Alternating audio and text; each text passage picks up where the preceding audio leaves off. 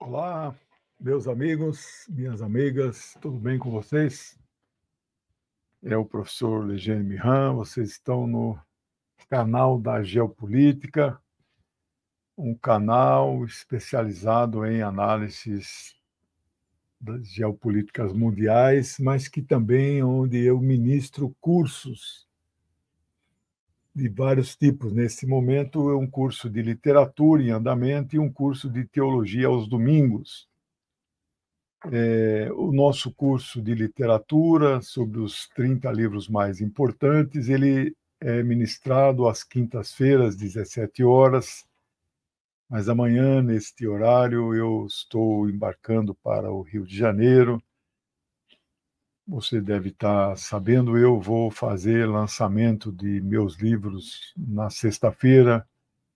Aproveito para divulgar aqui também aquela coleção, né, dos 5 grandes revolucionários, né? Marx, Engels, Lenin, Stalin e Mao Zedong, né? É um combo com 1.800 páginas, 700 ilustrações legendadas.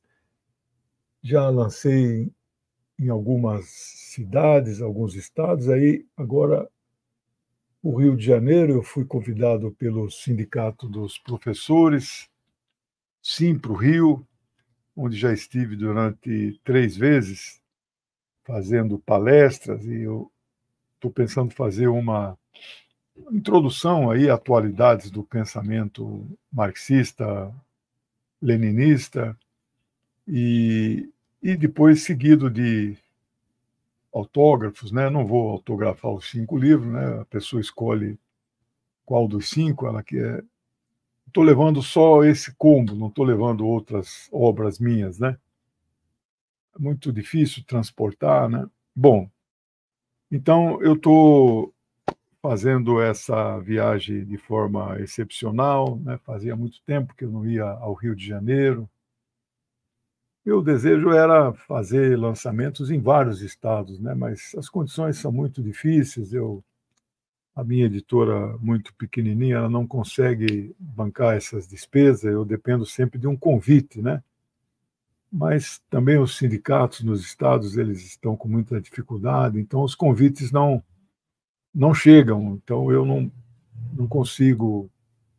Bem, felizmente tudo deu certo nessa viagem, por isso eu estou antecipando essa aula, né? A aula do domingo de teologia, né? Nós estamos no cristianismo, está indo muito bem e não vai haver nenhuma mudança.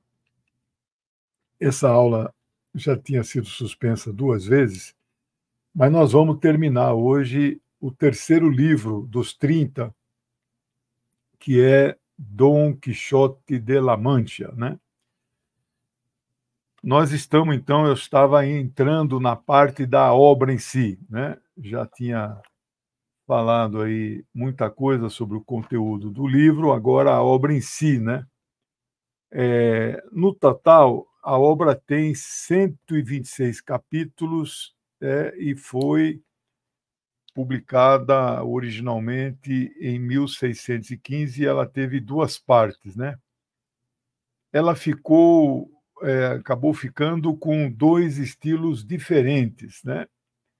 Um dos estilos foi chamado de maneirismo, não é? É um estilo europeu que predominou mais ou menos nos 1600, nos anos 1600. Indica um estilo, mais ou menos um estilo pessoal de alguns autores que valorizavam originalmente as interpretações individuais, né? Então, isso são os maneirismos, né?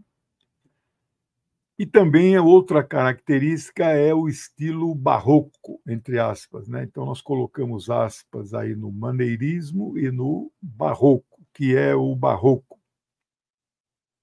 A explicação é quando o autor exagera nas figuras de linguagem, não é?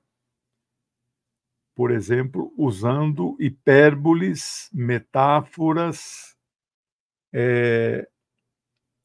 Anácolos e antíteses. Esse anácolas é usado no início de cada frase, né? Quando, por exemplo, fica solto a primeira palavra na frase, né? Você não dá complemento nessa palavra, né? Meu vizinho, vírgula, soube que está doente. Então, você não fala mais nada do vizinho, né? Então, isso é anácolo. Eu aqui acabei não tem uma letra minha que eu não estou entendendo aqui, né? Bom, esses são os dois estilos, né? Maneirismos e barroco. Bom, a, a obra mistura estilos tragédia e comédia, né? Então, tem partes, de fato, muito engraçadas, mas tem parte que você sofre, especialmente aquela que ele apanha de muitos soldados, de muitos. E mesmo que não são soldados são imaginários, né? Ele não luta com soldados. A linguagem combina o estilo popular com termos eruditos, isso do autor, né? Em muitas passagens, é, é uma obra muito rica. Ele ele estruturou a língua espanhola tal qual Dante Alighieri estruturou a língua italiana, né? A leitura é mostrada como um instrumento tão poderoso que é capaz de dar asas à imaginação do personagem central, que ele acaba criando monstros e inimigos, e a imaginação dele é tão fértil e tão poderosa que lhes parecem totalmente reais, né? Há uma inversão de valores. O burguês Quijano, que é o Quixote, né? Quijano,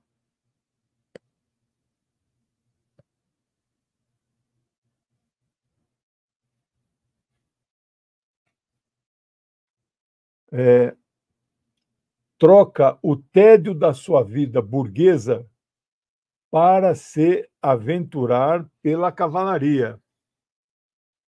A narrativa transmite glória, honra e coragem, né?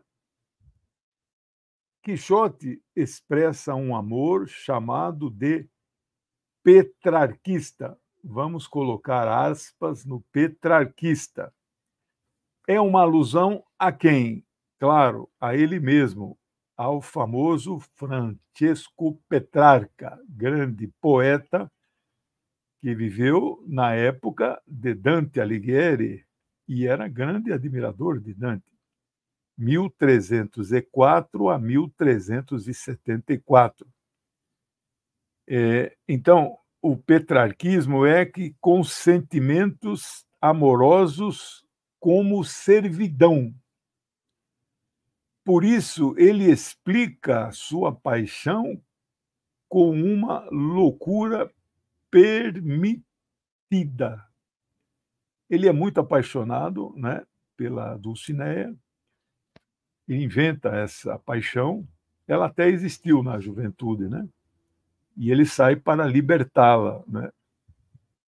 Então é uma paixão relacionada com servidão, um amor muito profundo. A relação entre Quixote e Sancho Panza, o seu fiel servidor, escudeiro, também é muito especial. A voz da razão é sempre a do seu escudeiro. Eles, por certo, têm visões opostas do mundo. Pode-se dividir, digamos, grosso modo, em espiritualista e materialista, a visão dos dois, né? O burguês Sancho, o desculpe, burguês, né, e o escudeiro, né? Mas, apesar dessas diferenças, eles estabelecem na jornada uma grande amizade. O burguês Quixote, Quijano, ele convence o seu escudeiro que ele ganharia muito dinheiro e seria nomeado governador de alguma província, de alguma ilha, que de fato foi, como nós já vimos, mas era uma invenção daquele casal de duques e duquesa, né? E Sancho, então, acabou abraçando a aventura, acreditando nas loucuras do seu amo e senhor. Ele foi, então, digamos assim, contagiado pelas loucuras do senhor, né? No começo, digamos, era o dinheiro que o movia, né? A sua motivação principal. Depois, ele acabou abraçando os projetos utópicos e mesmo os delírios do chamado cavaleiro andante. Quixote, como um burguês, um bom burguês, era um homem de muitas posses. O livro não descreve essa, digamos, essa robustez de riqueza que ele pudesse ter, mas tinha. E tinha condições financeiras.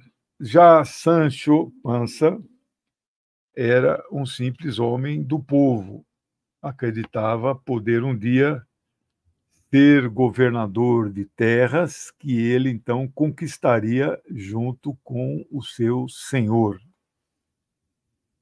Por isso também Sancho acaba virando um visionário.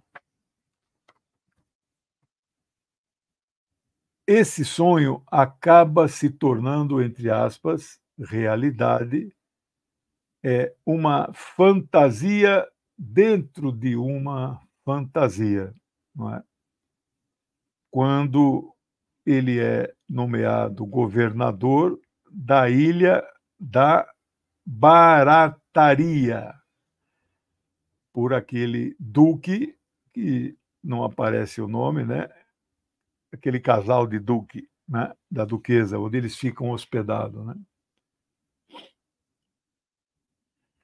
A cena de Quixote lutando contra moinhos de vento ficou mundialmente famosa como símbolo das lutas impossíveis, mas lutas que devem ser sempre travadas, não importa quanto difíceis elas podem ser. Devemos lutar, sim, pelos nossos sonhos. Devemos, sim, derrotar nossos inimigos reais ou imaginários. Ainda que sejam inimigos imensos, gigantes ou feiticeiros muito poderosos.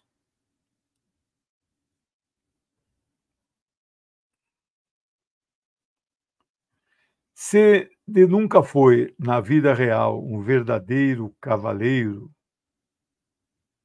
ele pode viver escrupulosamente suas fantasias, como um cavaleiro andante, vivendo suas aventuras que ele mesmo criou e idealizou para si. Não há dúvida que há uma crítica socialmente profunda no texto de Miguel de Cervantes. Se para a época atual já é um texto avançado, que dirá para o século XVII, lembrando que ele foi publicado em 1615, há 400 anos. Há uma crítica clara à realidade política e social da Espanha na época. Era o período do chamado absolutismo monárquico. 3 anos depois, a Europa entra na chamada Guerra dos 30 Anos, que vai durar de 1618 a 1648. Em janeiro de 48, eles fazem a reunião famosa na cidade de Osnabrück, que hoje fica nos Países Baixos, chamado Holanda. Fazem o pacto que entrou para a história como Paz de Westfália. Os monarcas absolutos assinam esse tratado, cansados de guerra, e ali estabelecem uma certa paz, como se eles dissessem um para o outro: olha, eu respeito o seu território, você respeita o meu. Daí surge o conceito que hoje é profundamente desrespeitado, que é o conceito de soberania nacional. A Espanha era um destes países onde vigia o absolutismo monárquico. Quem vai varrer tudo isso entre 1800 até 1812, que quando começa a decadência, é Napoleão Bonaparte, né, com o seu império napoleônico, né? Ele vai se aventurar em invadir a Rússia. Quem tenta invadir a Rússia vai quebrar a cara, né? Hitler vai tentar isso em 1941, também vai perder a guerra, né? Então a Espanha era um país absolutista e este romance de cavalaria é escrito neste contexto. Era o monarca francês, o rei Filipe II, claro que um rei absolutista. A população enfrentava a mais dura pobreza em função dos gastos nababescos da corte, em especial com as despesas militares e a tentativa de expansão territorial da coroa espanhola. Estes aspectos aparecem na obra de Cervantes em várias passagens, que se vê em vários personagens que aparecem furtando para poder sobreviver e saciar a sua fome. O que contrasta os romances tradicionais de cavalaria daquele período, que o nosso personagem principal adorava ler. O autor, desta forma, acaba tendo uma narrativa de protesto com o seu texto, usando o seu romance como uma crítica social. Qual mensagem tresloucada o herói passa aos seus leitores? Que por mais difícil que uma situação possa parecer, por mais adversa que ela seja, nós não devemos nos acomodar jamais. Devemos lutar sempre. Não devemos jamais ignorar as injustiças que nos cercam. Não devemos fechar nossos olhos. Devemos sempre lutar por um mundo que sonhamos e um mundo que almejamos. Quase um socialista do século XVII, né? Por isso, Quixote tem sido uma espécie de símbolo, com o passar dos séculos, de todos os sonhadores que lutam por liberdades, sejam elas de pensar, de ser, de viver. Finalizo, nossa aula hoje será mais curtinha, mas que não foi possível terminar, porque nosso curso está sendo reproduzido por outras televisões, né? Finalizo com esta passagem no livro, na parte 2, no canto LV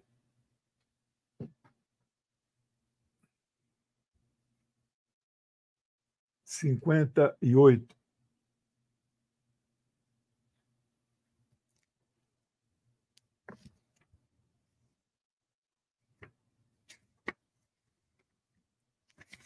Eu queria localizar o original, mas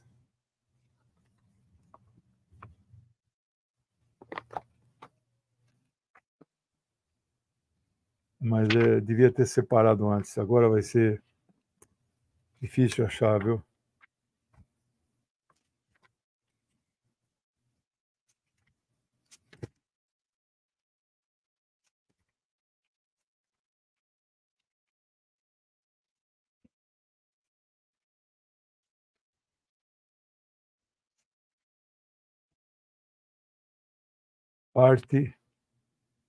Parte 2.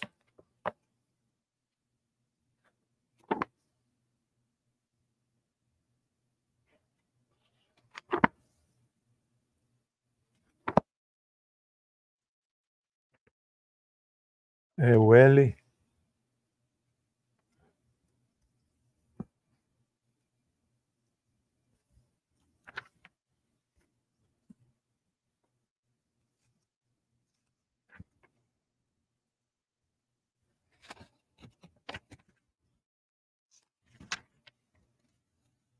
Eu até achei, viu?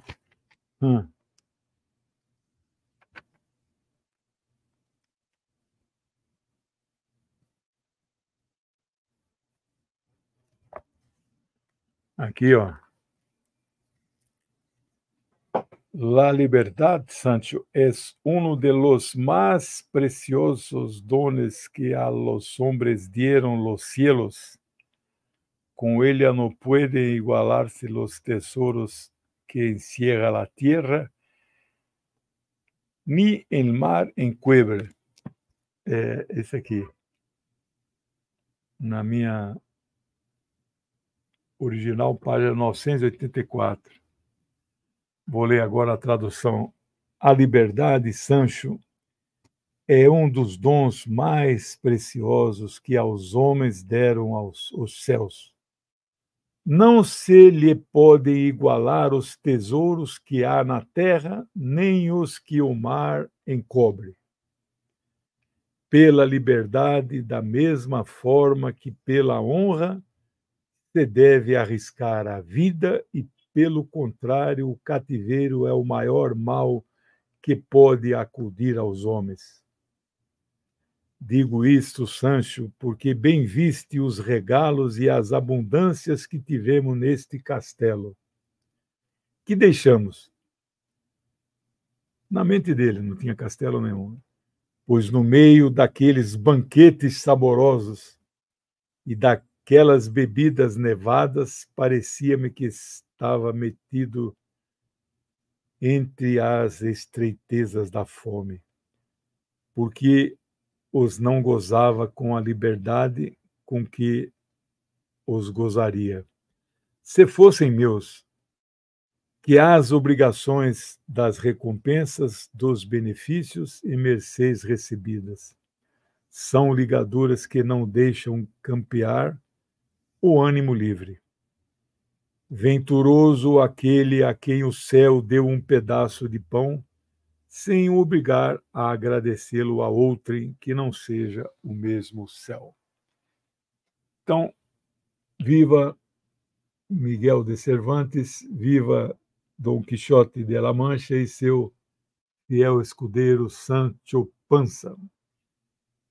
Pessoal, semana que vem começamos Wolfgang Goethe com o seu belíssimo Fausto. Tá bom? Hoje, então, fica essa aulinha mais curta, mas felizmente terminamos esta magistral obra Dom Quixote de La Mancha. Pediria para vocês, quem mora no Rio de Janeiro, Eu estarei sexta-feira, agora, dia 9, 17 horas, no Sindicato dos Professores, Rua Pedro Lessa, número 35, no auditório, fazendo uma palestra sobre atualidades do pensamento marxista-leninista, ao mesmo tempo que vou fazer aí o lançamento desta minha coleção dos 5 grandes revolucionários. Aliás, está quase pronto a obra única. Vou reunir esta obra única, o conteúdo sem os anexos, em um formato diferente, que é esse formato fora do padrão. Vai dar 700 páginas, capa dura igual esse aqui, ó. Já está quase pronto. E a capa vai ser essa aqui, ó. Também já está pronta. Que é, então, só a parte minha, né? Sem os anexos. Vamos ver se for lançar isso até o final do ano, né? Beleza, pessoal? Então, amanhã temos Geopolítica em Foco às 10h30. E aí não temos mais nenhuma programação. Estarei em viagem. Sexta-feira, 10h30 ao vivo. Vou fazer ao vivo, mas do hotel, né? E aí, sexta-feira à tarde, nós vamos transmitir ao vivo essa palestra lá no Sindicato dos Professores, tá bom? Então é isso. Bom final de semana para vocês. Quem mora no Rio, nos veremos lá. Beijo.